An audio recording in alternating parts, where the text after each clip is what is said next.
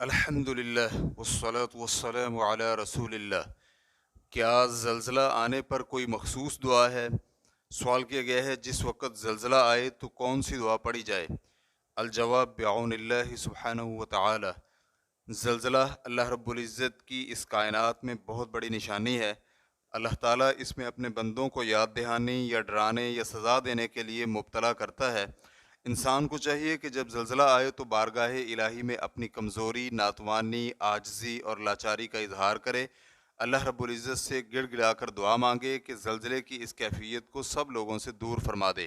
فرمانے باری تعالیٰ ہے وَلَقَدْ أَرْسَلْنَا إِلَىٰ أُمَمٍ مِّن قَبْلِكَ فَأَخَذْنَاهُمْ بِالْبَأْسَاءِ وَالضَّرَّاءِ لَعَلَّهُمْ يَتَضَرَّعُونَ فلولا إذ جاءهم بأسنا تضرعوا ولكن قست قلوبهم وزين لهم الشيطان ما كانوا يعملون فلما نسوا ما ذكروا به فتحنا عليهم أبواب كل شيء حتى إذا فرحوا بما أوتوا أخذناهم بغتة فإذا هم مبلسون۔ آپ سے پہلے ہم بہت سی قوموں کی طرف رسول بھیج چکے ہیں، پھر ہم نے انہیں سختی اور تکلیف میں مبتلا کر دیا تاکہ وہ عاجزی سے دعا کریں۔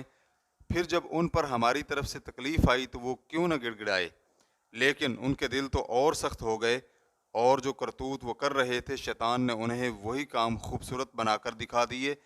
پھر جب انہوں نے وہ نصیحت بھلا دی جو انہیں کی گئی تھی تو ہم نے ان پر ہر چیز کے دروازے کھول دیے، یہاں تک کہ جو کچھ ہم نے انہیں دیا تھا اس میں مگن ہو گئے، تو ہم نے انہیں اچانک پکڑ لیا تو وہ اچھے انجام سے مایوس ہو گئے۔ سورۃ الانعام آیت نمبر 42 تا 43۔ اسی لیے فقہائے کرام نے زلزلہ آنے پر کثرت کے ساتھ استغفار، دعا، گریہ زاری اور صدقہ کرنے کی ترغیب دلائی ہے، جیسے کہ سورج اور چاند کے گرن لگنے پر یہ کام مستحب ہے۔ علامہ زکریا انصاری رحمہ اللہ کہتے ہیں زلزلے، بجلی کڑکنے اور شدید تیز ہوا وغیرہ چلنے پر دعا کرتے ہوئے بارگاہ الہی میں گڑ گڑانا مستحب ہے۔ اسی طرح گھر میں اکیلے نماز بھی پڑھے تاکہ غافلوں میں شمار نہ ہو، کیونکہ آپ صلی اللہ علیہ وآلہ وسلم ہوا چلنے پر فرمایا کرتے تھے اللہم انی اسألک خیرہا وخیر ما فیہا وخیر ما ارسلت بہ واعوذ بک من شرہا وشر ما فیہا وشر ما ارسلت بہ۔ یا اللہ، میں تجھ سے اس ہوا کی خیر اور اس چیز کی خیر مانگتا ہوں جو اس میں ہے، اور اس کی بھی خیر مانگتا ہوں جس کے ساتھ اسے بھیجا گیا ہے۔ نیز میں اس ہوا کے شر اور اس چیز کے شر سے پناہ مانگتا ہوں جو اس میں ہے، اور اس کے شر سے بھی تیری پناہ مانگتا ہوں جس کے ساتھ اسے بھیجا گیا ہے۔ صحیح مسلم۔ ریفرنس کے لیے دیکھیے اسن المطالب شرح روض الطالب، جلد نمبر 1 صفحہ نمبر 228۔ اس کے علاوہ تحفۃ المحتاج جلد نمبر 3 صفحہ نمبر 65۔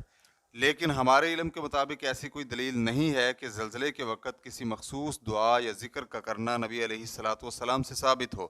چنانچہ زلزلے کے وقت اپنے الفاظ میں اللہ سے رحمت طلب کرے اور اللہ سے مدد مانگے کہ اللہ رب العزت لوگوں کو اس مصیبت سے محفوظ فرما دے۔ شیخ ابن باز رحمہ اللہ کہتے ہیں زلزلے، سورج گرہن، شدید اندھیری یا سیلاب وغیرہ کے موقع پر فوراً اللہ سے اپنے گناہوں کی توبہ مانگنی چاہیے، اللہ کے سامنے گڑ گڑائیں، اللہ سے عافیت اور معافی مانگیں، کثرت سے اللہ کا ذکر کریں اور استغفار کریں، جیسا کہ رسول اکرم صلی اللہ علیہ وآلہ وسلم نے سورج گرہن کے وقت فرمایا جب تم یہ دیکھو تو جلدی سے اللہ کے ذکر، دعا اور استغفار میں مشغول ہو جاؤ۔ متفق علیہ۔ اسی طرح غریبوں مسکینوں پر صدقہ کریں، ان کا خیال رکھیں، کیونکہ نبی علیہ الصلاۃ والسلام کا فرمان ہے تم دوسروں پر شفقت کرو تم پر رحمت کی جائے گی۔ مسند احمد۔ اسی طرح ایک اور روایت میں ہے کہ رحمان رحم کرنے والوں پر ہی رحم فرماتا ہے، تم مہربانی کرو اہل زمین پر تو آسمان میں موجود ذات تم پر رحم کرے گی۔ اسے ترمذی نے روایت کیا ہے۔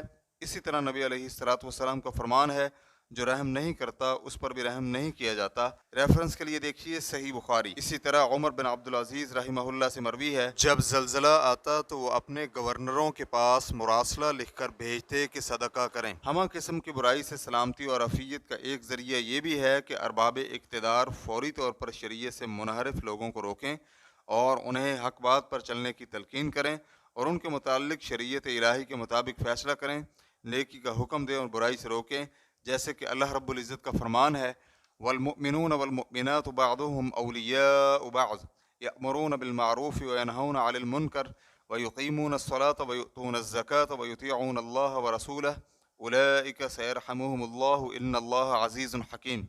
مسلمان مرد اور مسلمان عورتیں ایک دوسرے کے مددگار ہیں جو بھلے کام کا حکم دیتے ہیں اور برے کام سے روکتے ہیں، وہ نماز کو قائم کرتے اور زکوٰۃ کو ادا کرتے ہیں اور اللہ اور اس کے رسول کا حکم مانتے ہیں، یہی وہ لوگ ہیں جن پر اللہ رحم فرمائے گا، بلا شبہ اللہ رب العزت سب پر غالب اور حکمت والا ہے۔ سورۃ التوبہ آیت نمبر 71۔ اسی طرح اللہ رب العزت کا فرمان ہے وَلَا يَنْصُرَنَّ اللَّهُ مَن يَنْصُرُهُ إِنَّ اللَّهَ لَقَوِيٌّ عَزِيزٌ الَّذِينَ إِن مَّكَّنَّاهُمْ فِي الْأَرْضِ أَقَامُوا الصَّلَاةَ وَآتَوُا الزَّكَاةَ وَأَمَرُوا بِالْمَعْرُوفِ وَنَهَوْا عَنِ الْمُنكَرِ وَلِلَّهِ عَاقِبَةُ الْأُمُورِ۔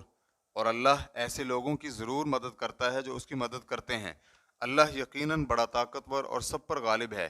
یہ وہ لوگ ہیں کہ اگر ہم انہیں زمین کا اقتدار بخشیں تو وہ نماز قائم کریں، زکوٰۃ ادا کریں، بھلے کاموں کا حکم دیں اور برے کاموں سے روکیں، اور سب کاموں کا انجام تو اللہ کے ہاتھ میں ہے۔ سورۃ الحج آیت نمبر 40 تا 41۔ اسی طرح اللہ رب العزت کا فرمان ہے وَمَن يَتَّقِ اللَّهَ يَجْعَل لَّهُ مَخْرَجًا وَيَرْزُقْهُ مِنْ حَيْثُ لَا يَحْتَسِبُ وَمَن يَتَوَكَّلْ عَلَى اللَّهِ فَهُوَ حَسْبُهُ۔ اور تقوی الہی اپنانے والے کے لیے اللہ رب العزت مشکلات سے نکلنے کا راستہ بنا دیتا ہے اور اسے وہاں سے روزی دیتا ہے جہاں سے اس کا گمان بھی نہیں ہوتا، اور جو اللہ پر بھروسہ کر لے تو اللہ ہی اسے کافی ہو جاتا ہے۔ سورۃ الطلاق آیت نمبر 2 اور 3۔ ریفرنس کے لیے دیکھیے مجموع فتاوی ابن باز جلد نمبر 9 صفحہ نمبر 150 تا 152۔ واللہ تعالی اعلم۔ اسلام کیو اے ریکارڈنگز مؤسسۃ الشیخ محمد صالح المنجد، المملکۃ العربیۃ السعودیہ، فتویٰ نمبر 121254۔ والسلام علیکم ورحمۃ اللہ وبرکاتہ۔